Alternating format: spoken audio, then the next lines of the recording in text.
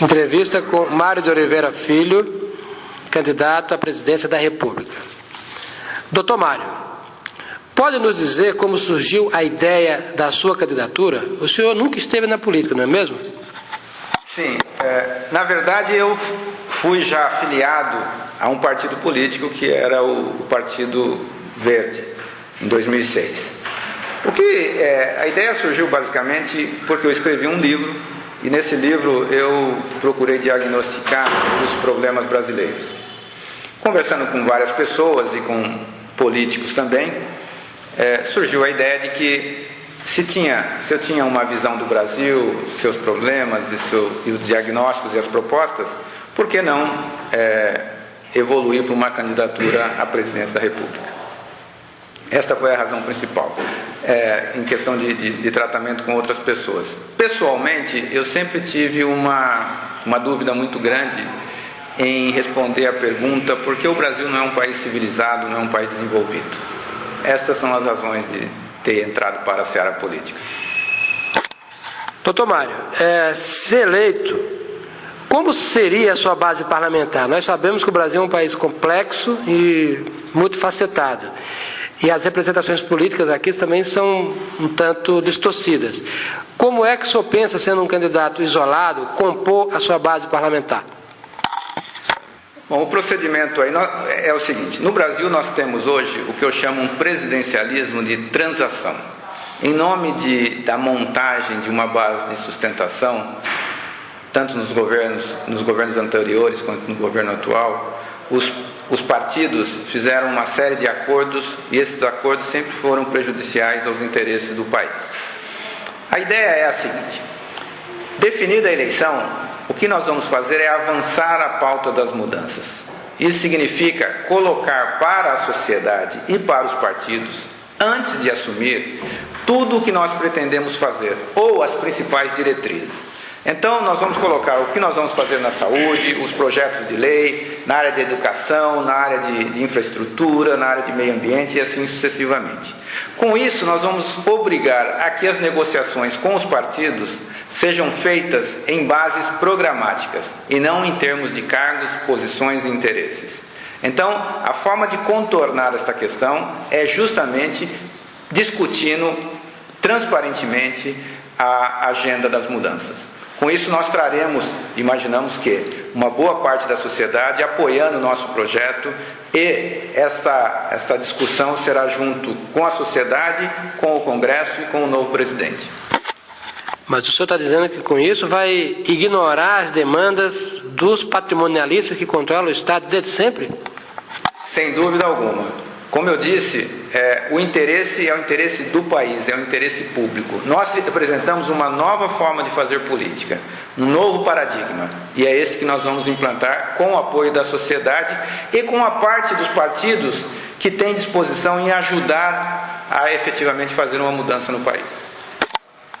O senhor vê utilidade em utilizar o método de referendo plebiscitário para tomar decisões de maior porte? Olha, decisões que dividem a sociedade quase que igualmente, seria, no caso, importante um plebiscito ou algo parecido, não um referendo, mas um plebiscito. E aí eu posso citar especificamente um tema controverso, como a pena de morte, como o aborto. Quer dizer, são temas que dividem a sociedade. E nada melhor que fazer um plebiscito para encontrar a melhor forma de tratar esses assuntos. Doutor Mário, na história política do Brasil, quem é um político que desperta a sua admiração?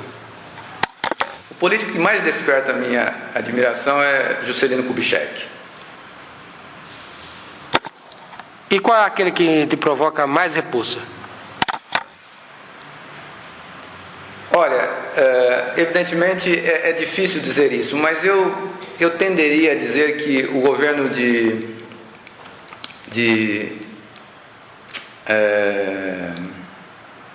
Garrastazu Médici não seria o caso, não, porque ele ficou tisnado pelo aspecto autoritário. Mas um presidente que eu acho que poderia ter feito muito mais e não fez foi José Sarney. O senhor se define como político de direita ou de esquerda? Eu sou um político, ou melhor dizendo, um homem público de centro. Por que um eleitor de direito deveria dar o voto ao senhor? Por várias razões.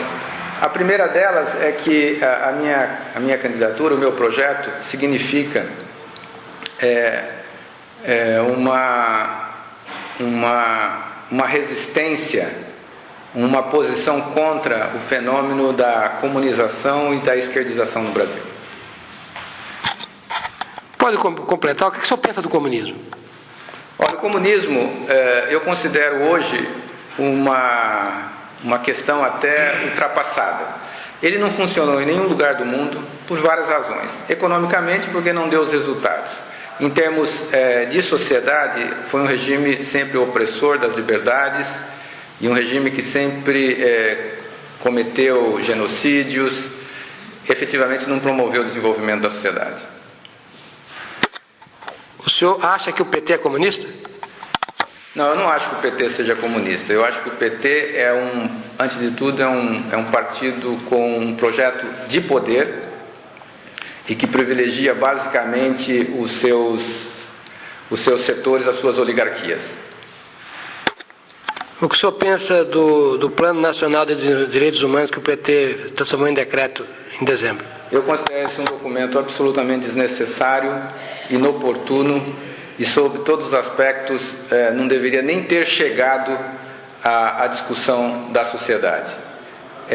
Era a responsabilidade de quem o assinou simplesmente jogá-lo na lata de lixo. Todos os aspectos que ele contempla já estão elencados na Constituição. Mas o PT fez encontros estaduais, municipais e no encontro nacional que supostamente daria esse suporte político. O que o senhor pensa dessas conferências nacionais que o PT tem chamado? Já chamou mais de 60. Essas conferências elas servem basicamente para atender ao projeto de poder do partido. São conferências e são projetos, nenhum deles destinados aos interesses nacionais, mas sim para suportar o projeto de poder, a permanência do PT no poder. O senhor já ouviu falar no Foro de São Paulo? O que o senhor pensa disso? O Foro de São Paulo, para mim, justamente, ele já, de per si, ele mostra quais são as características. Pouco divulgado, no sentido da população saber o que se pretende com ele. O que eu conheço dele era que se juntavam vários grupos esquerdistas da América Latina com o sentido de definir estratégias e táticas para tomar o poder nos vários países. O senhor tem conhecimento que o Lula foi o seu primeiro presidente? Sei, perfeitamente. O senhor tem conhecimento que a maior parte dos governos da América Latina hoje foram empossados em nome do Foro de São Paulo? Olha, se foram empossados em nome do Foro de São Paulo, eu não saberia dizer, ou com o beneplácito ou com o suporte. Mas vários dos governos da América Latina claramente defendem interesses que vão contra a população.